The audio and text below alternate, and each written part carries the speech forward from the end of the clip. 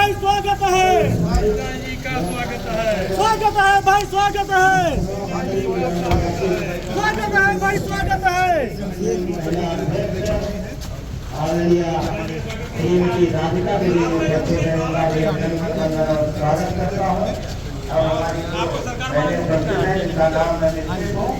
आज इस कार्यक्रम में उपस्थित हमारे जिला अध्यक्ष श्री अमर किशोर कश्यप जी, माननीय श्री ओम प्रकाश जी, प्रदेश प्रभारी विभाग एवं प्रकोष्ठ, जो आज इस कार्यक्रम के विशिष्ट अतिथि हैं, श्री प्रभात वर्मा जी, माननीय विधायक गौरा, श्री नंद किशोर नंदू जी, जिला संयोजक कार्यक्रम संयोजक, श्री संतोष सिंह जी, जिला कार्य समिति सह अभियान संयोजक, श्री पंकज बरवार जी, सह संयोजक, माननीय राकेश तिवारी जी, जिला महामंत्री संचालक, और यहाँ पर उपस्थित भाइयों बहनों पत्रकार बंधुओं, ये आयोजन हम लोग जो कर रहे हैं बाबा साहब की 135वीं जन्म जयंती के संबंध में, और इसके संबंध में पहला जो कार्यशाला हुई थी 8 अप्रैल को दिल्ली में, उसमें पूरे देश से 150 लोग बुलाए गए थे। उसके बाद हर राज्यों में कार्यशाला हुई। उत्तर प्रदेश में 13 अप्रैल को हुई, और उसके बाद बाबा साहब की जन्म जयंती 14 अप्रैल पर कार्यक्रम हुई। और ये जो हम मना रहे हैं संविधान निर्माता डॉक्टर भीमराव अंबेडकर जी का सम्मान अभियान, ये 25 तारीख तक चलेगा। इसमें जिला स्तर पर हो रहा है, इसके बाद नीचे तक ये कार्यक्रम ये किए जाएंगे। और जो कार्यक्रम में कार्यशाला में रहे हैं उनसे अपेक्षा की गई है कि एक ट्रेनर के रूप में वक्ता तैयार कर लिए होंगे, जो गांव-गांव रूरल स्तर पर, मंडल स्तर पर, बूथ स्तर पर इसको कार्यक्रम को करेंगे। सबसे पहले मैं बाबा साहब को नमन करता हूं और संविधान को अपने माथे लगाता हूं। बाबा साहब को जानते हैं महापुरुष, दुनिया के उस समय के सबसे पढ़े लिखे। उस समय वो अर्थशास्त्र में देश में अकेले व्यक्ति थे जो पीएचडी थे, एमए, बारेट लॉ, डीलिट, डीएससी, क्या क्या डिग्री बाबा साहब के पास नहीं थी। शुरुआत कहाँ से हुई? आज हम उनके गुरु के बारे में बताएंगे, जो बहुत हमारे कम लोग जानते हैं। कल मैंने फेसबुक पर एक आर्टिकल लिखा था। बाबा साहब के पिताजी का नाम था रामजी मालोजी सकपाल। ये परिवार अपने नाम के सामने सकपाल लिखता था। वो मऊ में सूबेदार थे। जब अपने बेटे का नाम लिखाने गए तो नाम क्या रखा था? भीमराव रामजी सकपाल।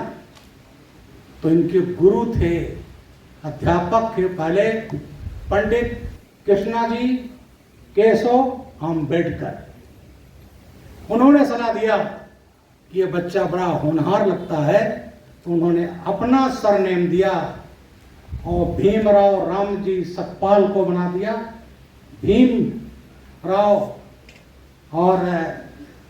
भीमराव रामजी अंबेडकर।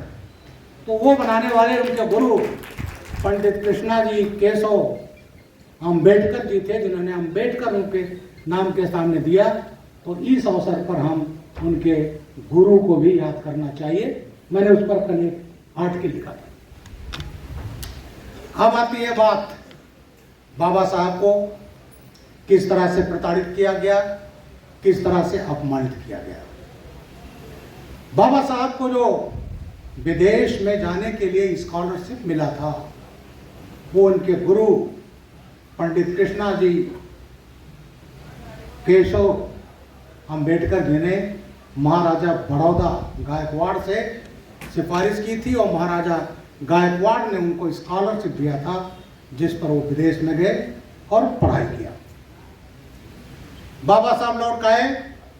1935 में गवर्नमेंट ऑफ इंडिया एक्ट पास हुआ, अंग्रेजों ने पास कराया हुआ एक्ट, और उसके तहत जो राज्य थे वहाँ चुनाव हुए। बाबा साहब बॉम्बे प्रेसिडेंसी से चुनाव के लिए खड़े हुए, तो उनके अगेंस्ट में एक बालू पावलंकर क्रिकेटर थे, उनको खड़ा किया गया। हालांकि बाबा साहब चुनाव जीत गए, लेकिन कांग्रेस ने वहां भी ये प्रयास किया कि बाबा साहब एक छोटे से क्रिकेटर से हार जाए। वहां की शुरुआत होती है। अब आती बात संविधान सभा की। मित्रों, 1946 में अंग्रेजों ने अविभाजित भारत में कॉन्स्टिट्यूएंट असेंबली का चुनाव कराया था, जिसमें आज का भारत, आज का पाकिस्तान और आज का बांग्लादेश, ये विभाजित भारत में चुनाव हुए थे। और एक किस्म से रेफरेंडम था। जिन्ना अपनी जिद पर थे पाकिस्तान बनाने के लिए। नेहरू जी की चिंता थी कि हम प्रधानमंत्री बन जाए। तो जो चुनाव हुए 1946 में, उसमें इस देश के 90% मुसलमानों ने वोट दिया था पाकिस्तान के पक्ष में। 90%। आपको आश्चर्य होगा, जो पश्चिमोत्तर प्रांत है पाकिस्तान, वहां तो 50-55% मुसलमानों ने वोट दिया, क्योंकि सबसे ज्यादा संख्या थी। लेकिन उत्तर प्रदेश, बिहार, बंगाल, यहां के मुसलमानों ने सबसे ज्यादा वोट दिया था। बाबा साहब जब बॉम्बे से लड़े चुनाव, तो वहां पर बाबा साहब को हरा दिया गया।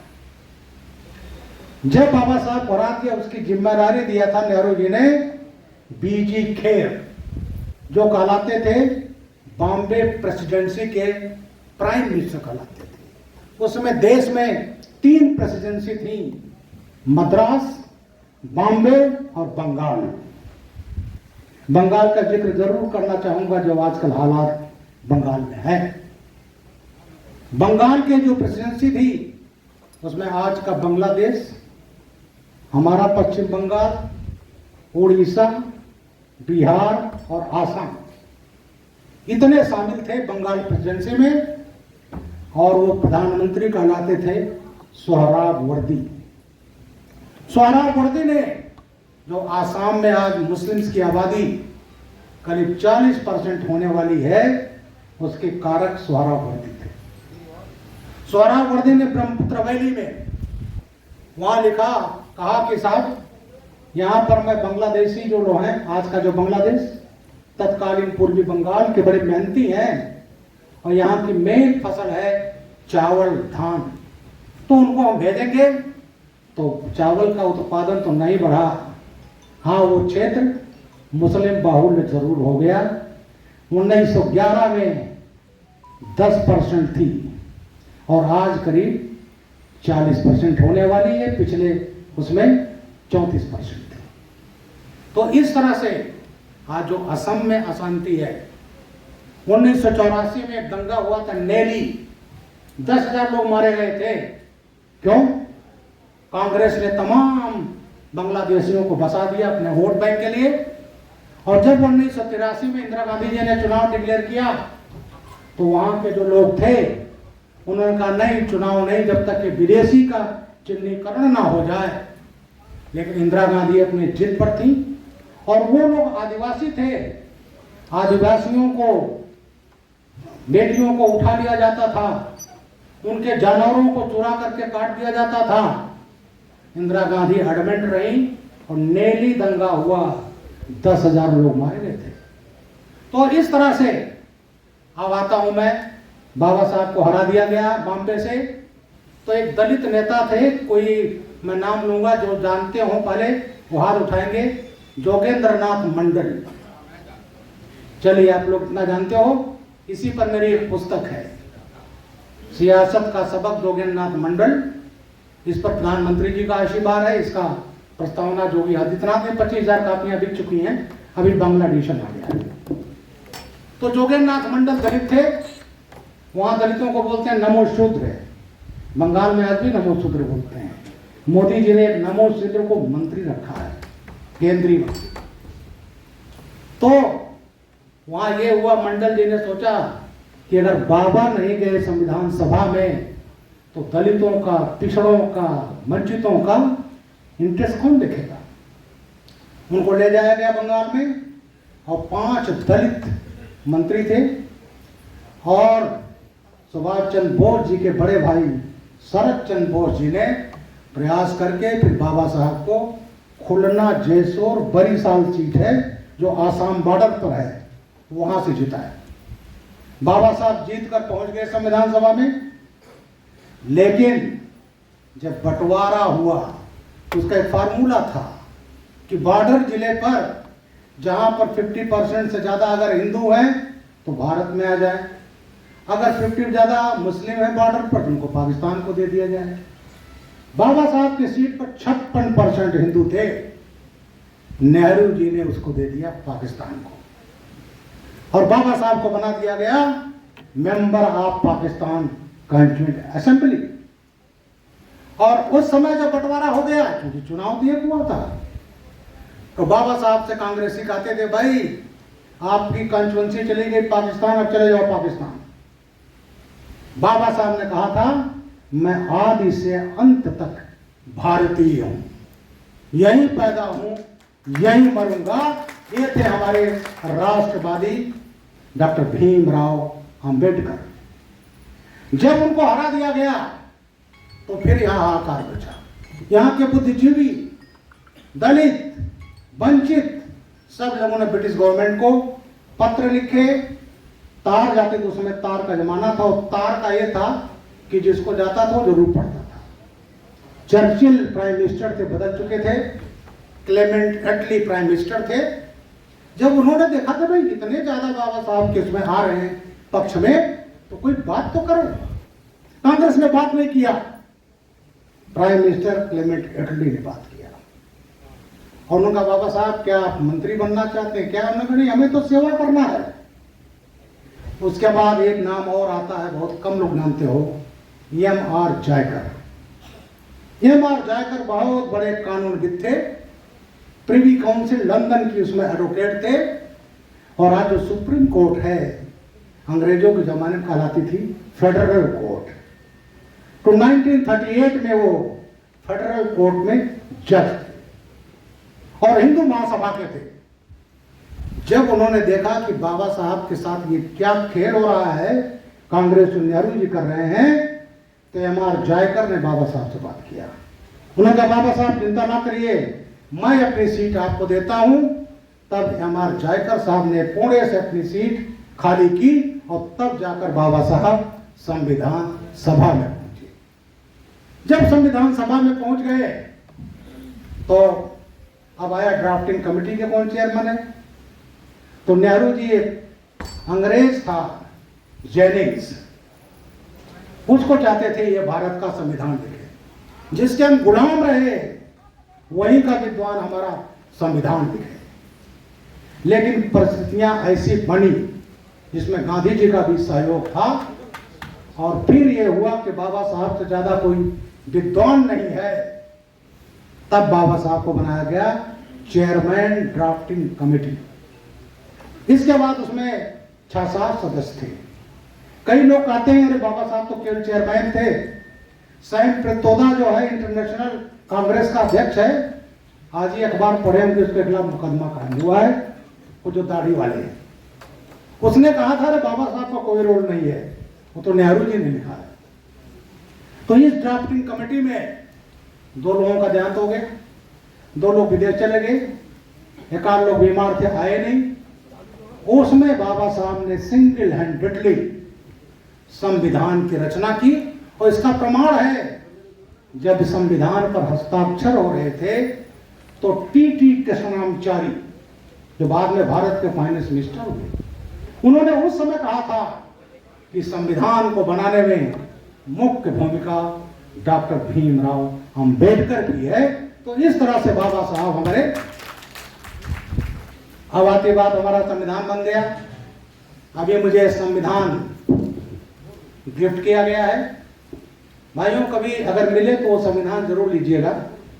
जो ओरिजिनल संविधान है उस संविधान पर 22 रेखा चित्र हैं जिस पर दस्तखत हुए थे संविधान सभा के सभी सदस्यों पर। पहला दस्तखत डॉक्टर राजेंद्र प्रसाद का है, फिर नेहरू जी का है, बाबा साहब का है, और जितने संविधान सभा के मेंबर थे सबके हस्ताक्षर हैं। उस पर चित्र बने थे और वो बनाया था प्रसिद्ध चित्रकार नंदलाल बोस और उनकी टीम ने। वो चित्र क्या थे? भारतीय संस्कृति थी, भारतीय विरासत थी। उस पर चित्र था नटराज, राम दरबार, महावीर जी, गौतम बुद्ध जी, हनुमान जी, महाभारत, ये रेखाचित्र, भारत हिमालय, ये सब रेखाचित्र हमारे ओरिजिनल संविधान पर बने थे। लेकिन संविधान लागू हुआ 26 जनवरी 50 को, और कांग्रेस को सेकुलरिज्म का ऐसा नशा चढ़ा कि इनको लगा ये तो कम्युनल है, ये सब यहां नहीं होना चाहिए, और संविधान से उन रेखा चित्रों को हटा दिया गया। संविधान का अपमान किया कांग्रेस ने। भाइयों, मैं तो राज्यसभा के मेंबर हूं। कॉन्स्टिट्यूशन अमेंडमेंट के लिए 2/3 मेजॉरिटी की जरूरत होती है। 50% राज्यों का अनुमोदन होना चाहिए। वो चित्र संविधान के हिस्सा थे, पार्ट थे, उसको आप बिना संशोधन के हटा नहीं सकते थे। अभी बजट सत्र चल रहा था, अभी 4 अप्रैल को खत्म हुआ। उस दिन मैं भी था, मैं तो हम हर सत्र अटेंड करता हूं। तो डॉक्टर राधा मोहन दास अग्रवाल हमारे गोरखपुर के राज्यसभा सांसद हैं, उन्होंने यही प्रश्न उठाया कि साहब, ये भारतीय विरासत जो रेखा चित्र पर संविधान पर थे, ये क्यों है? इसके बाद कांग्रेसियों को लगा जैसे करंट लग गया हो। वो हक्का बक्का रह गए। माननीय बुजुर्ग नेता खड़गे जी खड़े हुए, वो कुछ अनाप शनाप बोलने लगे, बाबा साहब का अपमान है, क्या है? अरे बाबा साहब को तो सम्मान था जो खत्म कर दिया कांग्रेस ने। और जब बहस होने लगी, कहने ऐसा नहीं है, तो वही ओरिजिनल संविधान लाया गया और दिखाया गया, ये है जो आप लोगों ने निकाल दिया है।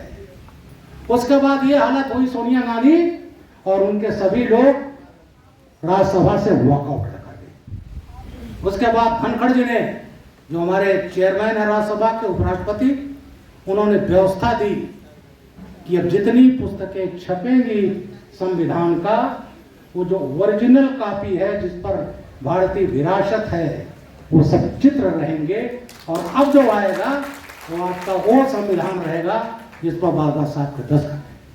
तो ये अपमान तो कांग्रेस ने उसी समय किया। अब आती है बाबा साहब।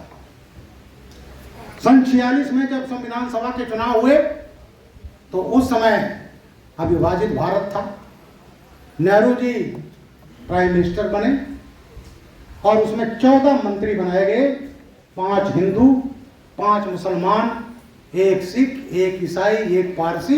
इस तरह से उस समय कहा गया, भाई हिंदुओं की आबादी इतना ज्यादा है, उनसे ज्यादा मुसलमानों से तो दलित हैं, तो इस तरह से क्यों नहीं बनाया गया?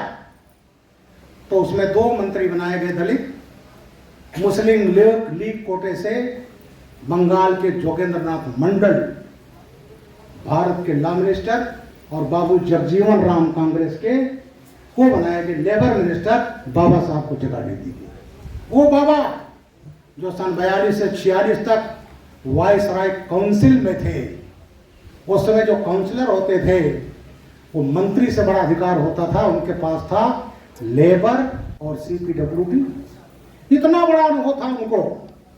जैसे नेहरू जी ने इंटरिम गवर्नमेंट बनाई, वो तो मिनिस्टर थे, बाबा साहब का नाम हटा दिया गया। तो बाबा साहब को इस तरह से इंटरिम गवर्नमेंट में जो बनी गवर्नमेंट, उसमें अपमानित किया गया। उनकी जो विद्वता थी उसका अपमान किया अब उसके बाद देश आजाद हो गया, भारत का बंटवारा हो गया। अब एक चीज जरूर चाहूंगा, ये पुस्तक जिसको माने जोगी जी बहुत पसंद करते हैं, जोगेंद्रनाथ दो दलित नेता थे, तो बड़े बाबा साहेब, दूसरे जोगेंद्रनाथ मंडल। इनको भी एक चीज सूझी जिसका खामियाजा आज भी बांग्लादेश में हिंदू भुगत रहा है। आज कई लोग जो अपने को विद्वान कहते हैं, बुद्धिजीवी कहते हैं, वो क्या कहते हैं? दलित मुसलमान बाइकआउट मिल जाए तो देश पर राज करेंगे, पोलराइज करना चाहते हैं। लेकिन मंडल जी ने उनसे कहा, बाबा साहब से, कि बाबा साहब हम तो पाकिस्तान में जाएंगे क्योंकि हमारे दलित इस्लामिक कंट्री में अच्छे रहेंगे, क्योंकि हमारी आर्थिक, सामाजिक, शैक्षिक स्थिति वही है जो वहां के मुसलमानों की है। वो भी मछली पकड़ते हैं, धान के खेत में काम करते हैं, वही हम भी करते हैं। लेकिन उन्होंने नहीं सोचा कि उस कौम में सबसे बड़ा है धर्म।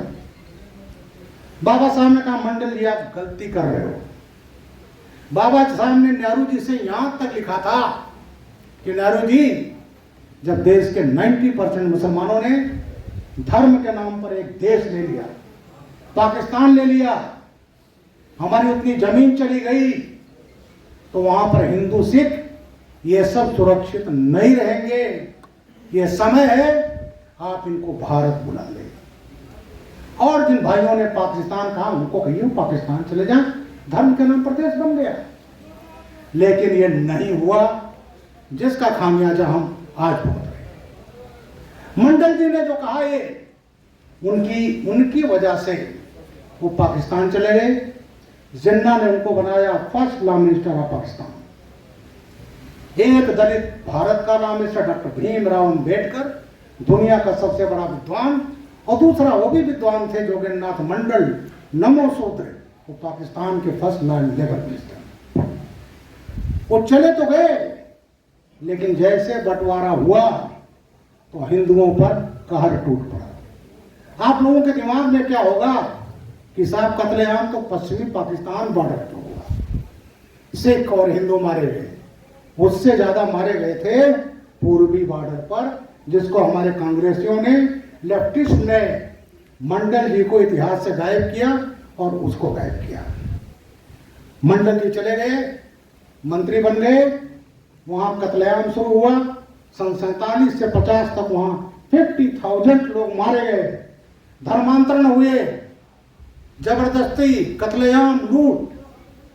मंडल जी दौड़ते रहे कैबिनेट मिनिस्टर लियाकत अली खां से, ये क्या हो रहा है? आपने कहा था सबको संरक्षण मिलेगा, जो अधिकार है मुसलमानों को, हिंदुओं को मिलेगा, ये हो क्या रहा है? लेकिन कुछ नहीं हुआ और मंडल जी को ही गिरफ्तारी की योजना बना ली गई। उसके बाद वहां देश का कानून मंत्री, लेबर मिनिस्टर जोगेंद्रनाथ मंडल 8 अक्टूबर सन 50 को भारत भाग आए। एक मंत्री भारत भाग आया और कलकत्ता में रहे, गुमनामी में 8 अक्टूबर सन 1950 को मर गए। जब मंडल जी भाग गए 1950 में, तो वहां के दलितों में भगदड़ मची। उनको बसाया गया आसाम में, बंगाल में, उत्तर प्रदेश में ही बगल में है लखीमपुर खीरी। पीलीभीत का मैं एसपी रहा हूं 86-88। आज के डेट में अकेले पीलीभीत में 2.5 लाख दलित बंगाली हैं। बहेड़ी बरेली में है, उत्तराखंड में है, इनको बसाया गया। शरणार्थी इतने दिन कांग्रेस रही, उनको नागरिकता नहीं दी। और जानते हो किसने नागरिकता दी है? CAA, नागरिक संशोधन अधिनियम 2019 जब आया, तो जो धार्मिक आधार पर प्रताड़ित हिंदू, सिख, ईसाई सब थे, जब नागरिकता दी गई, उन नागरिकता के पाने वालों में 70 से 75% दलित हैं। ये भारतीय जनता पार्टी ने कानून बनाकर दलितों को सशक्त किया है और आज वो भारत के नागरिक हैं, वही नमोसूत्र हैं। अब बात आती है अभी, इसके बाद आगे बढ़ूं मैं। जब सन 47 में गवर्नमेंट बनी, तो नेहरू जी अपना मंत्रिमंडल लेकर गए, उसमें बाबा साहब का नाम नहीं था। तो कई बड़े नेताओं ने और गांधी जी ने कहा भाई डॉक्टर भीमराव अंबेडकर के बिना कैसे पूरा होगा। तब दो मंत्री बनाए गए जो नॉन कांग्रेसी थे, पंडित श्यामा प्रसाद मुखर्जी और डॉक्टर भीमराव अंबेडकर। दो मंत्री बनाए गए और उसके बाद जो उनको मंत्रालय दिया गया उसमें काम ज्यादा नहीं था। तो बाबा साहब ने कहा, वो विद्वान थे, अर्थशास्त्र के पहले पीएचडी थे, प्रॉब्लम ऑफ रूपी पर रिसर्च किया, उन्हीं की अवधारणा पर हमारा रिजर्व बैंक ऑफ इंडिया बना बाबा साहब। उनके ऊपर महिलाओं का अधिकार, लेबर लॉज, वो सब बाबा साहब के देन है। पार्लियामेंट में कई कमिटी, आज का नाम है, अब तो कहलाते हैं पार्लियामेंट स्टैंडिंग कमेटी। मैं भी जब गया तो मैं चेयरमैन था parliament standing committee on home affair. 31 सांसद थे और हमें चेयरमैन बनाया गया, जिसमें कानून बदला, आईपीसी, सीआरपीसी, एविडेंस एक्ट, जिसको हम नया क्रिमिनल जस्टिस सिस्टम 1 जुलाई से लागू होगा। मैं भाग्यशाली हूँ, मैं उस कमेटी का चेयरमैन था। इस समय मैं चेयरमैन हूँ parliament standing committee on law and justice, DOPT, public grievances, pension और पर्सनल, मैं चेयरमैन इस समय। तो उस समय इस तरह से कैबिनेट कमेटी थी, डिफेंस पर थी, एक्सटर्नल अफेयर पर थी, फाइनेंस पर थी। बाबा साहब ने कहा भाई मुझे किसी कमेटी को बना दो, नेहरू जी ने नहीं दिया, नहीं बनाया। और उनका नेहरू जी, बाबा साहब हम बनाएंगे योजना विभाग, तब आपको रखेंगे। 1 साल हो गया, नहीं बनाया, और जब 1 साल बाद बनाया भी तो बाबा साहब को नहीं दिया। कई मंत्री ऐसे थे जिनके पास 3-3, 4-4 विभाग, इन्होंने कहा भाई हमें कुछ प्रशासनिक पद दे दो जिससे मैं इन दलितों, वंचितों के लिए, यहाँ के गरीबों के लिए, सबके लिए कुछ काम कर सकूं। नहीं दिया गया। बाबा साहब को लगातार अपमानित किया जाता रहा और एक स्थिति ये आई कि बाबा साहब ने 10 अक्टूबर 1951 को इस्तीफा दे दिया। आपको बड़ा आश्चर्य होगा, आप जाए कोई मंत्री इस्तीफा देता है, उसकी कॉपी जो है आर्काइव में रहती है राष्ट्रपति सचिवालय में, और राष्ट्रपति सचिवालय से कांग्रेसियों ने गायब कर दिया। बाबा साहब पार्लियामेंट में बोलना चाहते थे, क्योंकि जब कोई इस्तीफा देता है तो एक बात जनता में जाती है भाई क्यों इस्तीफा दे दिया, लेकिन बाबा साहब को पार्लियामेंट में बोलने का अवसर नहीं दिया गया। स्पीकर ने कहा अपना स्पीच दे दीजिए, दे दिया, कभी नहीं दिया। ये कभी नहीं होता। हम पार्लियामेंट में बोलते हैं, हमें अधिकार है, और अगर कोई चीज असंवैधानिक है, अनपार्लियामेंट्री है, तो वही सभापति जो होता है उसको निकाल देता है। लेकिन बाबा साहब को नहीं दिया गया। उन्होंने अपना इस्तीफा फिर मीडिया को जारी किया, वो आपके पास उपलब्ध है। उसमें उस चीज का जिक्र किया कि संविधान में मैंने SC ST को तो कर दिया था, इनका आपने होने नहीं दिया ओबीसी का। ओबीसी का ये था कि साहब राष्ट्रपति एक आदेश जारी करेंगे और तब उसके बाद आयोग बनेगा, तब ओबीसी को संरक्षण मिलेगा। बाबा साहब ने कहा आपने ओबीसी का इतना हो गया, बनाए नहीं। भाइयों 1954 में काका कालेकर कमीशन बना, उसकी रिपोर्ट आई 1956 में, नेहरू जी ने खारिज कर दिया। उसके बाद मंडल आयोग आप सभी जानते हो, वो आया, इंदिरा जी थी तभी आ गया था, वो नहीं एक्सेप्ट हुआ। 85 में पार्लियामेंट में जब डिबेट हुआ तो Rajiv Gandhi ji as a prime minister बोले थे 2 घंटा 45 मिनट। उन्होंने कहा नहीं, इनको नहीं देना चाहिए, ये जो आरक्षण से आते हैं ये मूर्ख है। 2 घंटा 43 मिनट।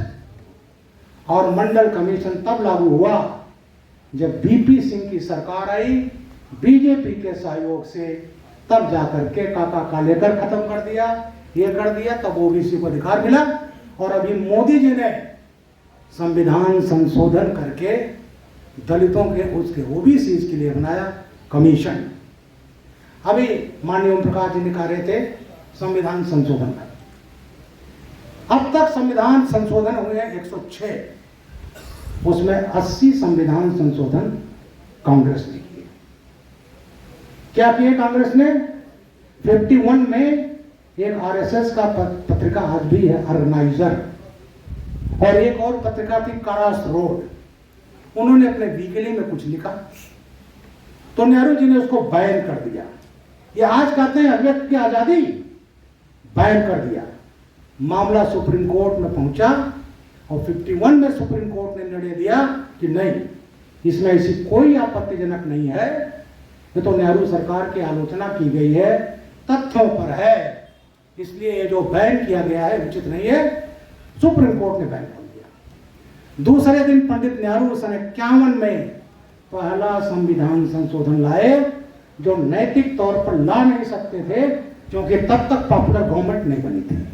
अरे 57 में चुनाव हुआ है पहला हमारा पार्लियामेंट का, तब उसके बाद जो सरकार बनी है वैधानिक, लेकिन नेहरू जी को जल्दी थी, पत्रकार लोग कोई लिखे ना, तो उन्होंने 1951 में पहला संशोधन लाया और वो संशोधन में अभिव्यक्ति की आजादी को लिमिटेड कर दिया। उसके बाद कांग्रेस पार्टी का जो संविधान संशोधन हुआ, आपने बड़ा अच्छा कहा, परिवार के लिए, तानाशाही के लिए। नंबूदिरीपाद की केरला की सरकार 59 में गिराई गई थी इंदिरा जी के जिम्मे, और जब इमरजेंसी लगाया, मैं इलाहाबाद यूनिवर्सिटी में पढ़ता था। 77 में हम लोग ट्रेनिंग में गए Mussoorie academy as IPS officer, तो हम लोगों को 2 संविधान संशोधन पढ़ाया जाता था, गोलकनाथ केस और एक था केशवानंद भारती केस, और केरला के संत थे। तो गोलकनाथ केस क्या था? गोलकनाथ केस ये था कि संविधान में आप जो भी संसद संशोधन करेगी उसमें आपके मूलभूत अधिकार, फंडामेंटल राइट अफेक्ट नहीं। और इंदिरा गांधी जी ने जब इमरजेंसी लगाई तो संविधान संशोधन करके उसको भी खत्म कर दिया, और ये कहा नहीं, संसद कोई भी संशोधन कर सकती है। सुप्रीम कोर्ट का केस था, फुल बेंच का था। उसके बाद केशवानंद भारती केस आया, 13 सुप्रीम कोर्ट के जजेस ने दिया था, पूरी पुस्तिका है उस पर। उसमें कहा गया कि संविधान की जो मूलभूत संरचना है उसको आप टच नहीं कर सकते। वो भी इंदिरा जी को बहुत बुरा लगा, और उन्होंने इमरजेंसी के दौरान जो हमारा प्रियम्बुल है संविधान का, हम भारत के लोग, उसको आत्मा है, उसको बदल दिया। उसमें 2 शब्द डाल दिए, सेकुलर, समाजवादी। ऐसी बात नहीं थी कि पार्लियामेंट में डिबेट में डिस्कस नहीं हुआ था, बाबा साहब के सामने डिस्कस हुआ था, और ये हुआ, इसकी जरूरत नहीं। लेकिन कांग्रेस ने अपनी तुष्टीकरण की नीति का कारण संविधान की आत्मा बदल दी, संविधान संशोधन करके। भाइयों, हम इलाहाबाद यूनिवर्सिटी में पढ़ रहे थे 75 में, MSc फाइनल में चले गए थे, उसी समय इमरजेंसी लगी थी। जगमोहन लाल सक्सेना जज थे, और वो रायबरेली केस, इंदिरा गांधी और राजनारायण जी का जो केस था, वो सुन रहे थे। भारत सरकार की अपनी एजेंसी होती है, उनको लगा कि शायद ये जजमेंट इंदिरा जी के खिलाफ जाएगा। अरे तो उस समय जमाना था, Indira is India, India is Indira. D.K. Barua उनके कांग्रेस के अध्यक्ष थे, उन्होंने कहा। उसके बाद इन्होंने, उनको धमकी दी गई पीछे से कि जज साहब, अगर खिलाफ जजमेंट देना है तो अपनी पत्नी कहिएगा अगला करवा चौथ का व्रत नहीं रखेंगे। तो जानते हो क्या कहा था जगमोहन लाल सक्सेना ने? सौभाग्य से मेरी पत्नी का 2 महीना पहले देहांत हो गया है। ये था, ये तानाशाही थी, जुडिशरी को इन्होंने किया। एक बता दूं, कहीं मैं उसको बोलना चाहूं, ये बात करते हैं कमिटेड ब्यूरोक्रेसी, जिसको रखूं मेरी सुने। अरे सन 80 के बाद तक इलेक्शन कमीशन जो है उसके अध्यक्ष को प्राइम मिनिस्टर नामित करता था। अब तो 3 होते हैं, और वो चुनाव में प्रधानमंत्री होते हैं, लीडर ऑफ अपोजिशन होते हैं, और चीफ जस्टिस ऑफ इंडिया होते हैं। तब तो जिसको चाहते थे क्या करते थे। एक केस बताना चाहूंगा जुडिशरी का। एक थे जस्टिस रहमान, वो थे आसाम के वकील थे, नाम थोड़ा मैं भूल रहा हूँ। तो वो जो है कांग्रेस के नेता थे, वकील थे। उनको 1962 में कांग्रेस ने बना दिया मेंबर ऑफ राज्यसभा। 6 साल का होता है, 6 साल रहे 67 में, फिर 6 साल बढ़ा दिया गया।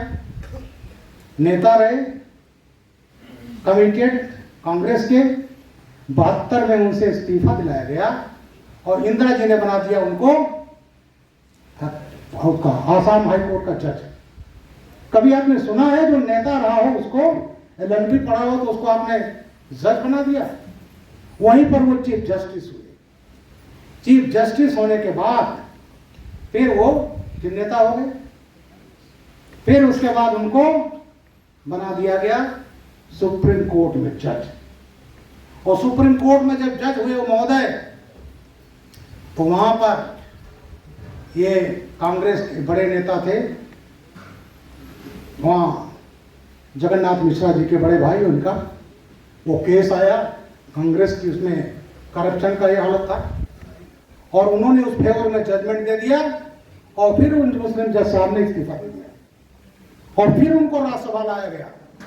तो कभी सुने होंगे कांग्रेस कार्यकर्ता, वकील, फिर जज, फिर उसके बाद नेता, फिर जज, ये चीज कांग्रेस करती रही है। अब उसके बाद संविधान संशोधन इंदिरा जी ने जब हार गई तो क्या हुआ, ये जो आपने कहा कि ये जो संविधान संशोधन लाए हैं अपनी तानाशाही और परिवार के लिए, बहुत से है लेकिन मैं केवल एक जिक्र करूंगा और वो इंदिरा जी ने लाई थी 39 संविधान संशोधन, 39वां संविधान संशोधन। और वो क्या था कि राष्ट्रपति, प्राइम मिनिस्टर, उपराष्ट्रपति और लोकसभा अध्यक्ष, इनके चुनाव के संबंध में अदालत को कोई अधिकार नहीं है कि वो समीक्षा करे। आज कानून बनता तो भाई आज ही तो लागू होगा। उसमें इंदिरा जी ने कर दिया कि पिछले डेट से लागू। क्यों? रायबरेली का चुनाव हार गई थी, जिससे वो उनकी कुर्सी बची रहे। तो ये था, और जानते हो क्या हुआ, क्योंकि कॉन्स्टिट्यूशन अमेंडमेंट था तो इतनी जल्दी में थी कि 7 अगस्त को लाया गया।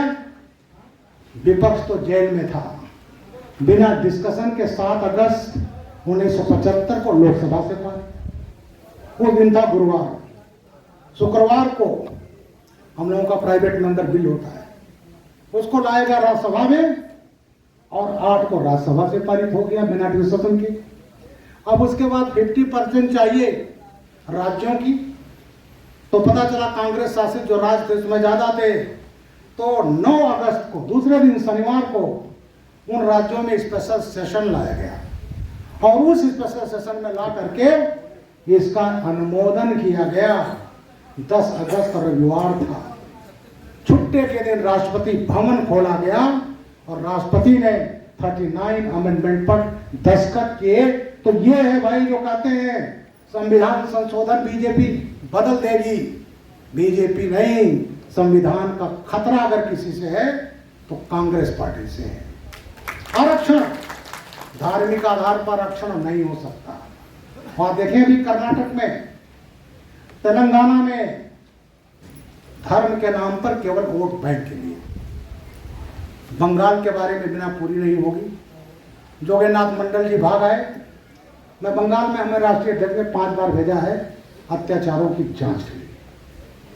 आज जो वहां बांग्लादेशी हैं बसा लिए गए हैं, जो हो रहा है वहां बंगाल में, मुर्शिदाबाद में, वो जानते हो कौन है? वही बांग्लादेशी है।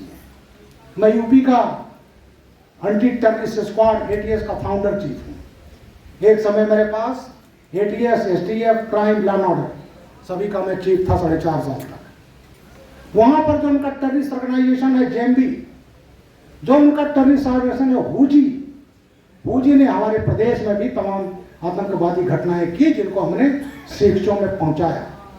आज वो टेररिस्ट वहां से ला करके इंपोर्ट करके, और वो आज हिंदुओं का क्या हालत कि उनका पलायन हो रहा है। और ये उसी टाइप का पलायन है जो 16 अगस्त 1946 को आज़ादी नज़दीक थी। जिन्ना ने 16 अगस्त 1946 को ये कॉल दिया, उसका नाम था डायरेक्ट एक्शन। जिन्ना ने सोचा कि अंग्रेज कहीं यहाँ के हिंदू मेजॉरिटी को शासन देकर चले न जाएं, तो अपनी ताकत दिखाने के लिए वो जुमा का दिन था और उन्हें कॉल किया बंद का। लोग सोचे बंद होगा भाई, दुकानें बंद होगी, ये भी खुल जाएगा। हिंदू गफलत में था। नमाज के बाद लोग निकल आए। हिंदुओं का कत्लेआम हुआ। अकेले कलकत्ता में 10,000 लोग मारे गए थे। नोआखाली में मारे गए थे, बिहार के किशनगंज में मारे गए। और जब तक सेना लगती, जब तक हिंदू अलर्ट होता, सोहराब वर्दी वहां का मुख्यमंत्री था, उसने सेना लगा दी। आप गूगल पर ढूंढोगे वल्चर्स ऑफ कलकत्ता, कलकत्ता के गिद्ध, ग्रेट किलिंग ऑफ कलकत्ता, तो वो जो है वहां मारे गए। और इसके बावजूद भी हमारे मंडल साहब ने पाकिस्तान में जाने का निर्णय लिया था। तो आज जो कुछ हो रहा है वो उसी डायरेक्ट एक्शन की तरह से है जो आजादी की ठीक 1 साल पहले जिन्ना ने किया था। अब जाए बाबा साहब इस्तीफा दे दिए। एक जिक्र आया हमारे माननीय प्रकाश जी ने किया बाबा साहब के जो स्मारक है, उसमें केवल एक का जिक्र करूंगा। मैं भी गया था थोड़े दिन पहले 26 अलीपुर रोड। हमने कहा इतना दूर बाबा साहब का घर क्यों है? जब उन्होंने इस्तीफा दिया तो उन्होंने कहा मैं एक दिन सरकारी बंगले में नहीं रहूंगा। अब अपने उन्होंने सहायकों से कहा भाई ढूंढो कोई हमारे लिए मकान। तो बाबा साहब की लाइब्रेरी में 50,000 किताबें थी। तो ऐसा घर हो जहाँ बाबा साहब की किताबें आ सकें। तो ढूंढते ढूंढते लोग गए तो वहाँ पश्चिम बिहार के पास है पंजाबी बाग, ये वहाँ 5 कमरे का मकान था। वो बातचीत कर रहे थे तो वहीं पर एक वकील का घर था।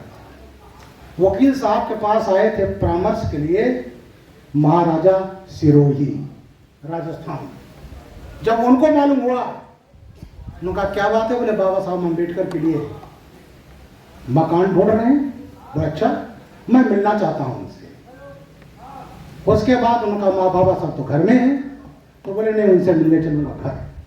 तो महाराज सिरोही अपने राजसी देश में बाबा साहब के पास आए और उन्होंने कहा बाबा साहब आपका एक एहसान लौटाना चाहता हूँ। उन्होंने कहा भाई मैंने तो कोई एहसान नहीं किया। बोले नहीं आपने किया है, और मेरे यहाँ तो कई मकान है जो आपको लेना हो ले लो।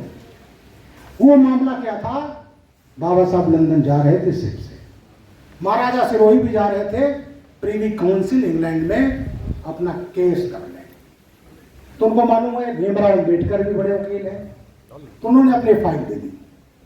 बाबा साहब ने जब तक वहां यात्रा पूरी हुई तब तक उसका एक नोट बना दिया, जिस्ट बना दिया।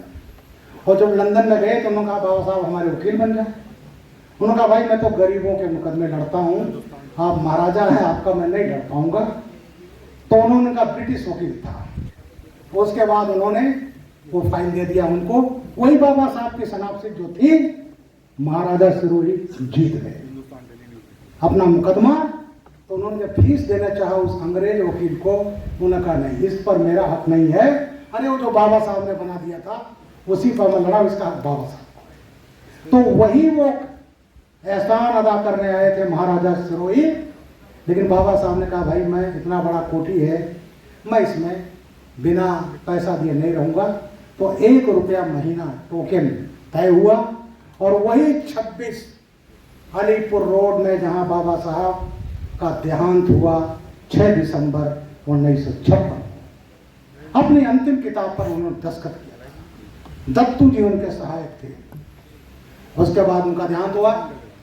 देहांत होने के बाद आपने बता दिया किस तरह से उनकी लाश को भी जो है ना सरकारी बैवान दिया गया, ना कुछ दिया गया, प्राइवेट प्लेन से भेजा गया। कांग्रेस ने उसका बिल भी उनकी पत्नी को भेज दिया।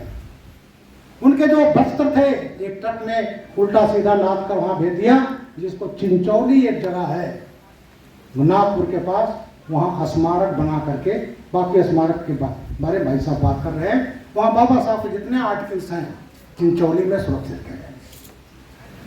अब उसके बाद बाबा साहब को दिल्ली में जगह नहीं दी गई। नेहरू को डर था अगर बाबा के लिए जगह दे दिया गया तो दलित खाली देश का नहीं विदेश का भी तीर्थ स्थल बना लेगा, इनकी चूल्हे हिल जाएंगी। तो बाबा साहब को जाकर के बंबई में क्रिमेट किया, मैं गया था उस जगह, और उसको कहते हैं चैत भूमि। वहां भी निर्माणाधीन है सबसे बड़ी स्टैचू बाबा साहब की, और वो बना रही है भारत सरकार। और वो जमीन इंदू मिल की थी, जब दलित डिमांड करता था तो पिटाई होती थी, और उसको फडणवीस जब थे तो 600 करोड़ में खरीदा, जहां पर चैत भूमि का पहले होता। अब अलीपुर रोड के बता दूं, जब बाबा साहब का देहांत हुआ उसी समय लोगों ने कहा कि यहाँ बाबा साहब का स्मारक बनना चाहिए, नेहरू जी ने ठुकरा दिया। उसके बाद जब मोदी जी की सरकार आती है, क्योंकि वो जमीन राजा साहब के मरने के बाद रानी साहिबा ने उसको बेचना चाहा, उन्होंने बाबा साहब की पत्नी कहा आप ले लो, उनका मेरे पास पैसा नहीं है। नहीं हुआ तो एक बिजनेसमैन से खरीद लिया, फिर दूसरे ने खरीद लिया। जब अटल बिहारी वाजपेयी जी आए तब ये बात हुई कि साहब इसको तो जमीन ली गई, स्मारक बना, और भव्य रूप जो दिया गया है वो नरेंद्र मोदी जी ने दिया, जब 2014 में है, और जाइएगा तो अलीपुर रोड जरूर। तो ये इतिहास है, और बाकी स्मारक कितने बने हैं वो सब आप जानते हैं। अब बाबा साहब का अपमान नेहरू जी ने खुद दे लिया अपने को भारत रत्न, इंदिरा जी ने दे दिया, राजीव गांधी जी को मिल गया, अभी बताया सबकी समाधियां वहां बनी। अरे संजय गांधी की समाधि बनी है 50 एकड़ में, वो कौन से कैबिनेट मिनिस्टर थे? नेहरू परिवार। लेकिन बाबा साहब को भारत रत्न नहीं दिया गया। जब बीपी सिंह की गवर्नमेंट आई और उस गवर्नमेंट में पंडित अटल बिहारी वाजपेयी ने इसी शर्त पर समर्थन दिया कि बाबा को भारत रत्न देना पड़ेगा, तब 31 मार्च 1990 को बाबा को भारत रत्न दिया। वहां एक कवि जो हमें सौभाग्य है, पुराना जो गोल वाला पार्लियामेंट हाउस देखते हो, जिसका नाम मोदी जी ने रख दिया है संविधान सभा, संविधान सदन, जिसको वहीं वो संविधान बना। तो वहां पर सेंट्रल हॉल है, एक तरफ लोकसभा राज्यसभा, हम लोग जैसे एग्जाम होती थी उसी में बैठते थे, उसी में संविधान सभा की बैठक होती थी, उसमें सबके चित्र लगे। बाबा साहब का चित्र नहीं था 1990 तक, और जब डिमांड की जाती थी तो कांग्रेसी कहते थे इसकी जरूरत क्या है, और ये कहा कि दीवार पर जगह नहीं है। तो उस समय हमारे नेताओं ने कहा दिल में जगह रखो, दीवार पर जगह बन जाएगी। तब 12 अप्रैल 1990 को सेंट्रल हॉल में बाबा साहब का चित्र लगाया सका, उसके पहले कांग्रेस ने चित्र लगने नहीं दिया। और 31 मार्च 1990 को बाबा साहब को भारत रत्न मिला। तो उनके देहांत के बाद, परिनिर्वाण के बाद भी ये इनको अपमानित करते रहे। तो ये मित्रों हमें सब तक पहुंचाना है। और एक चीज और करके अपनी बात समाप्त करूंगा। कांग्रेस ने तो किया ही है, अखिलेश यादव और मुलायम सिंह कभी पीछे नहीं रहे। 2004 में मुलायम सिंह मुख्यमंत्री थे, एक बिल लाया गया, वो जानते हो क्या बिल था राज्य उसका? अभी अगर दलित जमीन बेचना चाहे तो डीएम के परमिशन की जरूरत होती। क्यों? वो देखता है भाई इसके पास कोई जमीन बची है नहीं बची है। दूसरा देखता है कोई भुला करके इसकी जमीन ना ले ले। उस समय समाजवादी पार्टी बिल लाई और करके ये चाहा कि डीएम के परमिशन की जरूरत नहीं है। उसमें ऐसा कुछ, आज एक बीजेपी में हमारे नेता पहले नहीं थे, उन्होंने कहा ये नहीं होने देंगे, हंगामा हुआ, तब वो बिल नहीं पास हो पाया। नहीं तो आज ये दलित राज टोटल भूमिहीन होता। अब आइए जो मोदी जी ने दिया है किसान सम्मान निधि, आज वो है जिसकी वजह से गरीबों की जमीन बच गई। भले आपके 4 बिस्वा जमीन है, लेकिन वो 4 बिस्वा जमीन पर आपको 6000 साल में मिलता है, इसलिए आपकी जमीन बच गई। तो सम्मान निधि के अलावा उसका सबसे बड़ा ये है कि उसने भूमिहीन होने से बचा लिया। अब आइए 5 सितंबर 2016 अखिलेश जी गाजियाबाद में हज हाउस का उद्घाटन करने गए। मंच पर थे इनके आजम खान। आजम खान खड़े हुए, बगल में बाबा साहब की मूर्ति थी। तो ये उंगली उठाकर आजम ने कहा कि ये मूर्तियां जो खड़ी हैं उंगली उठाए, ये कहते हैं जहां मैं हूं वो मेरी जमीन है, और सामने वाला भी मेरी जमीन है, और बाबा साहब को कहा भूमाफिया है। उसके संबंध में और अखिलेश रोकने के बजाय तालियां बजाते रहे, तो ये आज पीडीए बनाकर कर रहे दलितों के हितैषी हैं। इस संबंध में हजरतगंज थाने में आजम खान के मुकदमा, तो मेरे मित्रों इसको हमें भूलना नहीं है। बाबा को, संविधान निर्माता को इन लोगों ने बनाया माफिया। इसके बाद आपको याद होगा कन्नौज इनकी कॉन्स्टिट्यूंसी है, कन्नौज में मेडिकल कॉलेज बना था, उसका नाम था doctor Bhimrao Ambedkar medical college Kannauj. जैसे अखिलेश 2012 में आते हैं तैसे बाबा साहब का नाम हटा दिया गया। इतनी नफरत कि भीमराव अंबेडकर नाम उस मेडिकल कॉलेज से हटा दिया गया। आप लखनऊ जाते हो, मैं भी पास में रहा था, जनरेशन मिश्रा पार्क। वो पार्क पहले बना था, नाम था भीमराव अंबेडकर ग्रीन गार्डन। अखिलेश जी आते हैं, बाबा साहब के नाम पट्टिका नोट करके वहां जनेश्वर मिश्र जी पार्क बना दिया। हम भी सम्मान करते हैं जनेश्वर मिश्र जी का, बड़े नेता थे, लेकिन आप तो शासन में थे, उनके लिए अलग पार्क बनाते। लेकिन वहां इतनी नफरत कि उसी को जैसे मुगलों ने हमारे राम जन्मभूमि बाबरी मस्जिद बना दिया, काशी विश्वनाथ को ज्ञान बापी बना दिया, केशव देव मंदिर को, मथुरा को शाही ईदगाह मस्जिद बना दिया। अखिलेश यादव ने उसी तरह जनेश्वर मिश्रा पार्क को हटा करके अंबेडकर ग्रीन गार्डन से जनेश्वर मिश्रा पार्क बना दिया। अब आइए, बाबा साहब के नाम पर या उस समय बुद्ध से संबंधित, महापुरुषों से संबंधित कई जिले थे। और जैसे अखिलेश जी 2012 में आए तो उन्होंने नाम बदल दिए। क्या बदले? एक नाम था जिला शामली, उसका नाम था प्रबुद्ध नगर। अखिलेश जी आए, इनको पचा नहीं, बना दिया उसको फिर शामली। संभल जो बड़ी चर्चा में है, हमारा बहुत पुराना तीर्थ है, उसका नाम बनाया गया था भीमनगर। अखिलेश जी आए, बदल दिया। हापुड़ है, उसका नाम रखा था पंचशील नगर। जो पंचशील तो बुद्धिज्म का एक सिद्धांत है, उसको भी अखिलेश जी को नफरत, उसको फिर बदल करके बना दिया हापुड़। हाथरस जो है महामाया नगर, गौतम बुद्ध जी की मां के नाम पर। अखिलेश जाए, उसको भी हटा दिया। ज्योतिबा फुले नगर, जो शिक्षा जो दलितों को शुरुआत की, ज्योतिबा फुले का है, जिनको बाबा साहब भी गुरु मानते थे, अमरोहा जिले का नाम, उसको भी हटा दिया। और इसका था कासगंज का काशीराम नगर, वो भी हटा दिया। और छत्रपति साहू जी महाराज नगर था अमेठी का, उसको बदल कर अमेठी कर दिया। कानपुर था रामाबाई नगर, उसको हटा दिया। और 15/1/2015 को भदोही जिले का नाम था संत रविदास नगर। अरे सबसे बड़े संत हैं दलित संतों में, जिनके चित्तौड़ महाराजा के यहाँ उनके दरबार में उनके चरण रखे हैं। मेरा भाई उनके भक्त थे। अखिलेश जी को इतनी नफरत कि वो रमाबाई को जो नाम था संत रविदास नगर, उसको बदल करके भदोही कर दिया। तो इस तरह से आज ये लोग पीडीए बनाते हैं, पीडीए बनाकर आपको भ्रमित करते हैं। और ये सबसे बड़े विरोधी 1 लाख दलितों को पदावनत करने वाले अखिलेश यादव, और मैं तो सबसे पीड़ित मैं हूं। मेरे खिलाफ अखिलेश यादव ने आपके बगल के जिले बाराबंकी में 19 मई 2013 को हत्या का मुकदमा कायम किया था। मैं डीजीपी से हट चुका था, डायरेक्टर जनरल सिविल डिफेंस था, एटीएस का फाउंडर चीफ था। कचहरी में ब्लास्ट हुए तो 19 वकील लोग मारे गए थे। मैंने आतंकवादियों को पकड़ा था।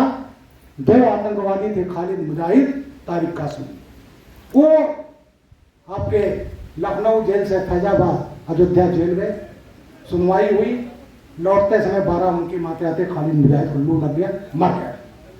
जब वो मर गया तो लोगों ने ये राय दिया, ब्रजलाल ने गिरफ्तार किया था, अगर इसको जेल भेज दिया जाए तो पूरा माइनॉरिटी वोट समाजवादी पार्टी को मिल जाएगा। 19 मई की रात के 1 बजे मेरे खिलाफ और मेरे सहयोगियों के खिलाफ अखिलेश यादव ने हत्या का मुकदमा कायम किया। मेरा दोस्त था एक आतंकवादी को पकड़ने का, जो लू से मर गया। उसके बाद अखिलेश यादव ने आतंकवादियों के 14 मुकदमे वापस लिए थे एक ही दिन। उसमें वो मुकदमा था रामपुर अटैक का 31, दिसंबर 2007 माही तवेली जी लॉ एंड ऑर्डर था, एटीएस चीफ था। हमारे 7 सीआरपीएफ के जवान मारे गए। हमला था लश्कर तोयबा का, जो आज तहव्वुर राना आप अखबार में पढ़ रहे होंगे। तो उसमें हमने पकड़े, बहुत मेहनत किया था। जो इंडिया कमांडर था सबाउद्दीन, फ़हीम अंसारी, और जो अटैक एक्चुअल किए थे मोहम्मद फारूक और इरफान साजा। हम पकड़ लिए दोनों पाकिस्तानियों को, चार्जशीट लगाई। अखिलेश यादव ने वो भी केस वापस ले लिया, पाकिस्तानियों का केस। और जब मैंने फ़हीम को पकड़ा तो उसके पास एक मैप मिला था, जहां बॉम्बे अटैक हुआ, फरवरी 2008 की बात है, पूरा मैप था। मैं ले गया इसको बॉम्बे। हमने कहा देखिए आप यहाँ कुछ होने वाला है। बॉम्बे पुलिस ने ध्यान नहीं दिया। वहीं पर 26/11 का अटैक हुआ, जिसमें तहव्वुर राना को हमारी कूटनीतिक विजय है।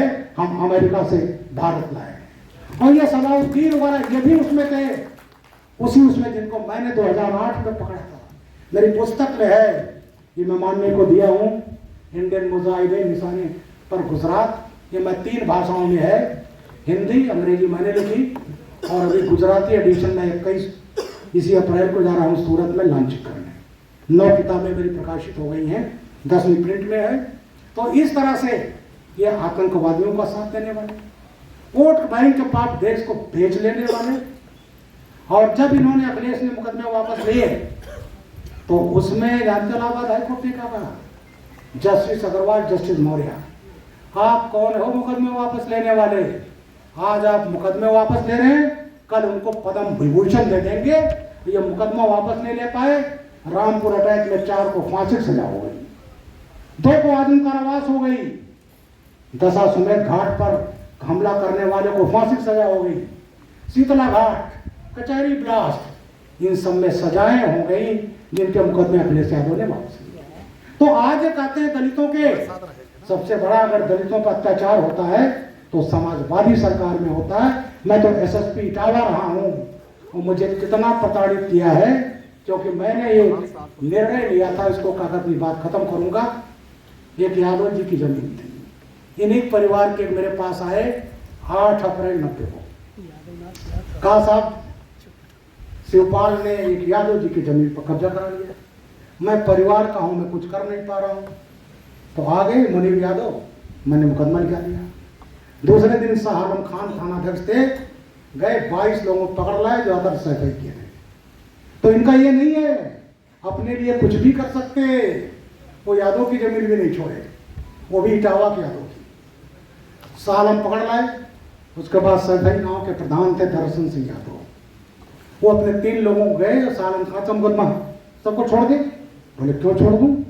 बोले मैं कह रहा हूं इसलिए छोड़ दो। उसने कहा आप हैं कौन? तो उस प्रधान ने हमारे थानाध्यक्ष को 2 जाकर मारा। मेरे खुददार थानाध्यक्ष ने उनको और 3-25 को बंद कर दिया। ये खबर लगी शिवपाल को, तो 150 हथियारबंद लोगों के साथ थाने पर हमला किया।